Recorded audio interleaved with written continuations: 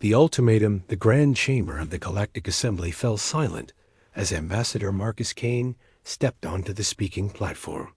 Around him, representatives from 47 different species watched with varying degrees of interest and skepticism.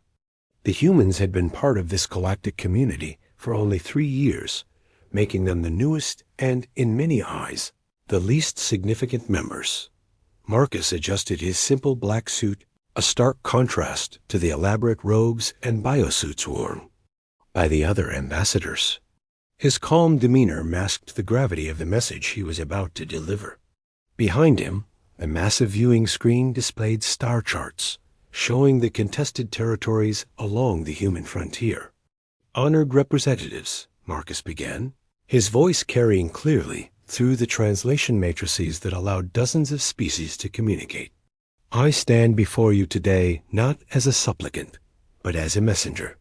Humanity extends one final warning to the NIGMA Empire."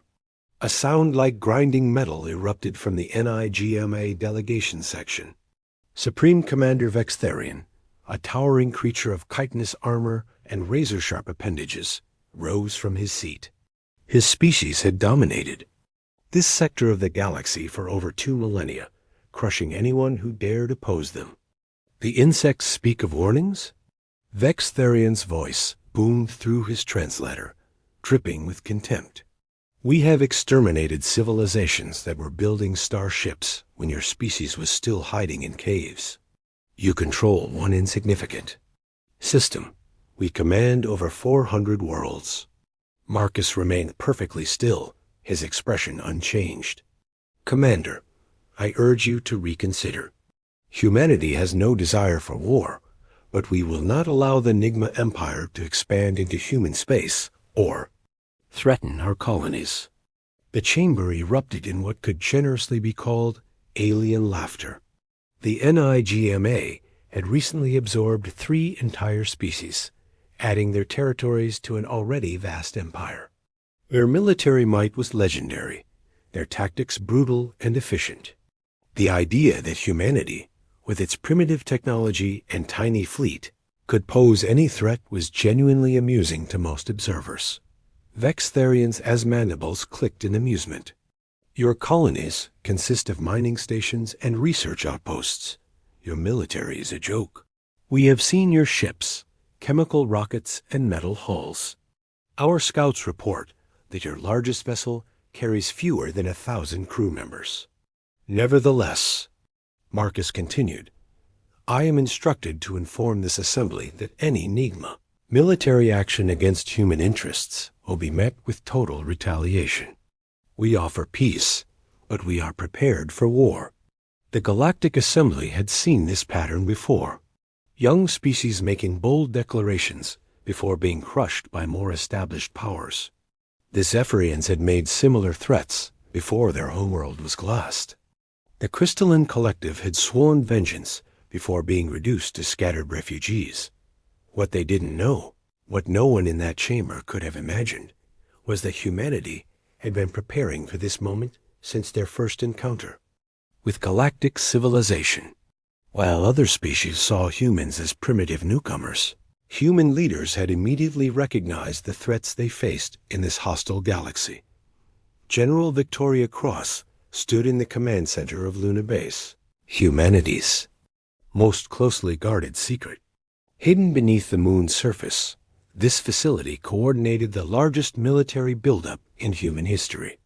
While the galaxy saw humanity's small merchant fleet and modest research vessels, they had no idea that humans had been working around the clock for 3 years to prepare for exactly this confrontation. "The ambassador has delivered our final warning," Victoria announced to her staff. "Begin Operation Sleeping Giant." The command center buzzed with activity as officers activated communication links to hidden bases throughout the solar system and beyond. Asteroid mining facilities revealed themselves to be weapons platforms. Scientific research stations dropped their disguises to become military command posts. The truth was that humanity had been building a war machine specifically designed to fight enemies far more technologically advanced and themselves. Captain Jake Morrison, calcined ghost, received his activation orders aboard what appeared to be a simple cargo hauler drifting through the Centauri system. In reality, his ship was one of hundreds of stealth vessels that had been infiltrating NIGMA space for months.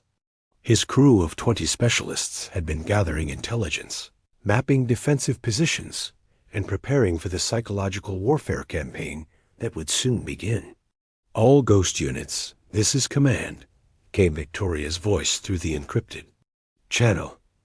"The NIGMA have chosen war. Initiate Phase 1.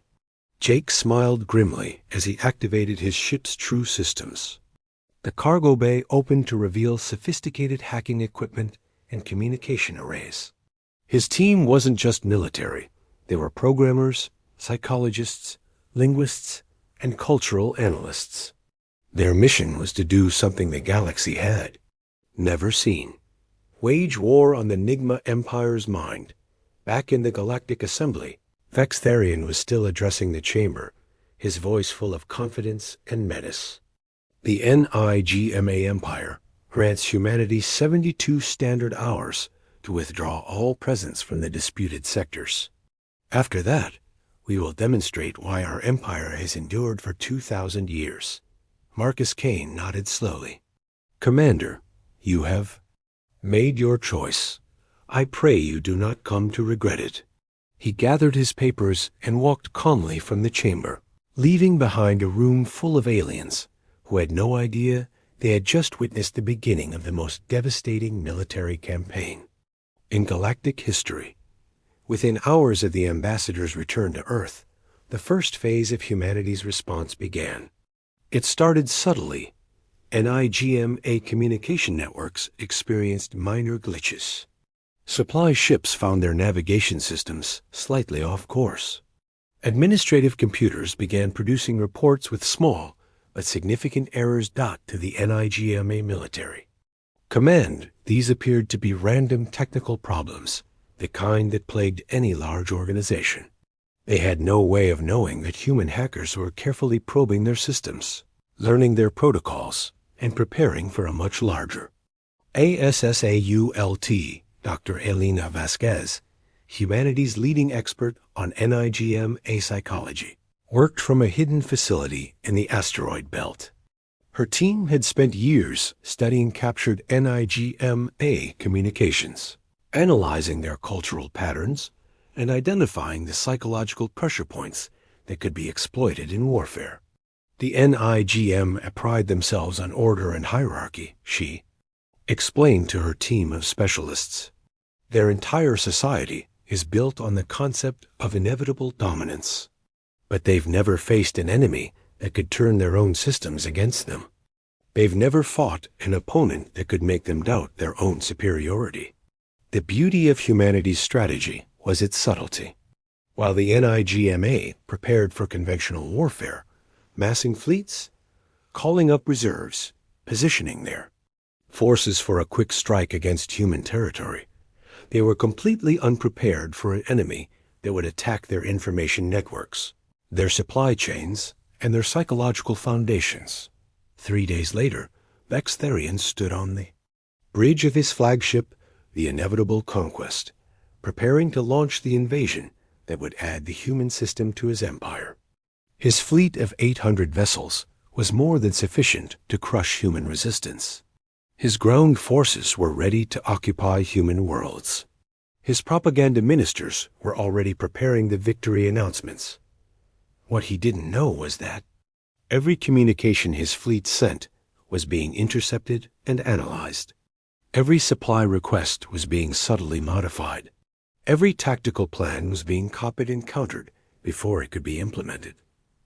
Asterisk, as the NIGMA fleet moved toward human space, they began to experience problems. Ships found themselves running low on supplies that should have been abundant. Communication delays caused coordination problems. Worst of all, individual NIGMA commanders began receiving anonymous messages in their own language, describing in precise detail how their invasion would fail. "You will be remembered. Read one message that appeared on Vextharian's personal console. As the commander who broke the NIGMA Empire's perfect record, your name will become synonymous with failure. Your offspring will deny their bloodline connection to you. These weren't random threats. They were carefully crafted psychological attacks, based on deep knowledge of NIGMA culture and individual psychology. The messages played on specific fears that were unique to their species, using cultural references that only NIGMA would understand, delivered in ways that suggested an intimate knowledge of their society. But the real shock came when the NIGMA fleet reached the edge of human space. They expected to find a desperate defense, primitive ships making a hopeless last stand. Instead, they found nothing. Human space appeared to be completely empty, undefended, as if the entire species had simply vanished. Vextharian stood on his bridge, staring at the tactical displays showing empty space where human forces should have been. Where are they? He demanded of his tactical officer. Unknown, Commander. All human vessels appear to have withdrawn. Long-range scans show no military activity in the system.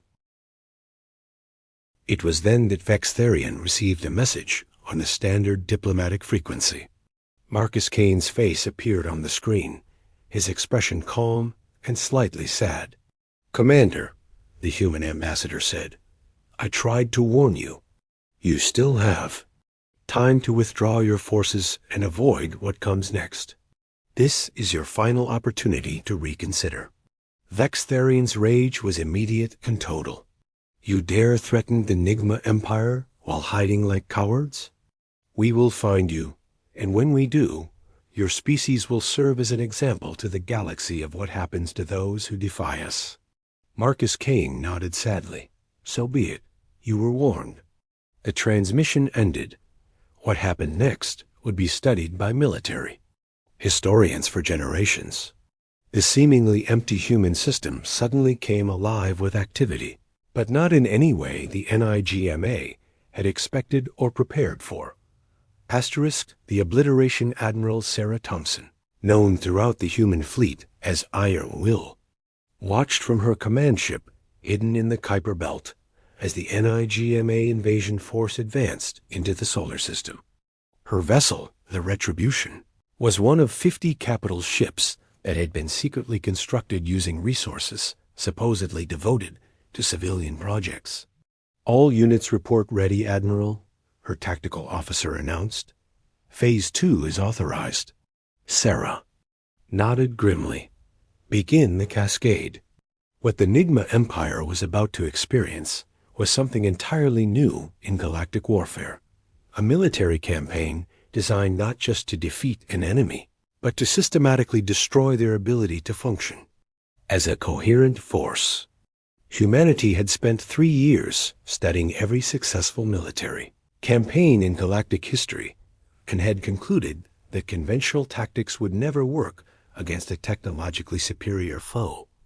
Instead, they had developed something unprecedented. Cascade warfare. The first sign that something was wrong came when NIGMA ships began experiencing simultaneous system failures. It wasn't random. Their most advanced vessels, the ones equipped with the newest technology, were the first to be affected. Navigation systems began providing contradictory information. Weapons targeting systems started identifying friendly vessels as enemies. Communication arrays began broadcasting NIGMA tactical frequencies to the entire galaxy. Captain Morrison and his ghost units had been infiltrating NIGMA networks for months, but now they unleashed the full extent of their preparation. Every piece of NIGM, a technology connected to their central networks, became a weapon that could be turned against them. Ghost leader to all units. Jake broadcast from his position deep in NIGMA space. Execute viral cascade protocol. Across hundreds of NIGMA vessels, human-designed programs began to spread through their computer systems like a plague. But these weren't simple viruses. They were intelligent programs that adapted to different systems, learned from defensive measures, and grew stronger as they spread. The NIGMA fleet, which had entered human space as a coordinated military force, began to dissolve into chaos. Ships fired on their own allies after their targeting systems were compromised. Supply vessels delivered ammunition to the wrong ships, while food and fuel went to combat units that couldn't use them. Command and control broke down as communication systems began broadcasting everything from personal messages to classified tactical plans on open frequencies. Vextharian watched his invincible fleet disintegrate around him, but the true horror was just beginning. The humans weren't content to simply disrupt NIGMA military operations. They were systematically attacking the psychological foundations of NIGMA society. Dr. Vasquez's psychological warfare team had prepared for this moment with meticulous care. Every NIGMA warrior began receiving personalized messages that played on their deepest fears and cultural anxieties. The messages weren't random. They were based on detailed psychological profiles built from years of intelligence gathering. Warrior Kexter read a message that appeared on one soldier's personal communicator. Your clutchmates have already heard of your failure here. They know you were part of the force that broke the Empire's perfect record. Your mating prospects are finished. Your bloodline ends with you. The messages were devastating because they were culturally specific and personally targeted. An IGMI society was built on concepts of honor, dominance, and genetic superiority. To be associated with failure meant not just personal shame, but genetic extinction. As the psychological assault continued, something unprecedented happened. Individual NIGMA units began to surrender or simply abandon their posts. This had never occurred in the Empire's 2,000-year history. In IGMA, warriors were conditioned from birth to fight to the death rather than accept defeat. But humans had found something more powerful than an IGMA conditioning, the deep-seated psychological fears that their culture had been built to suppress. Commander Zekthal was the first high-ranking NIGMA officer to break.